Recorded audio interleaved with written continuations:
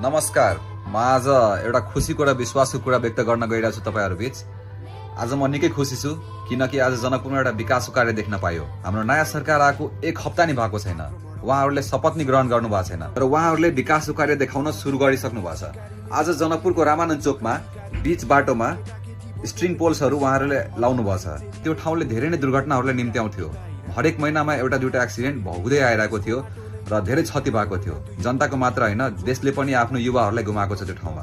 तर आज सरकारले यो स्टेप लिनुभयो, धेरै खुसीको कुरा हो। यो देख्दा यो लाग्छ कि शपथ ग्रहण गर्नुभन्दा पहिला नै कार्य गर्नु भनेको धेरै साहसिलो कार्य हो।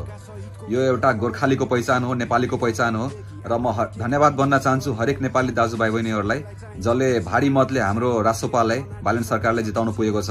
उहाँले प्रधानमन्त्री बनाउनु भयो र उहाँलाई अब केही बाधा हुने छैन। बहुमत हाम्रो छ, हाम्रो सरकार छ र विकास पनि हाम्रो नै हुन्छ, हाम्रो देशको हितमा हुन्छ, हाम्रो जनताको लागि हुन्छ। सो यही भन्दै म भिडियो यही टुङ्ग्याउन चाहन्छु र this is just the beginning. Wait and watch झोले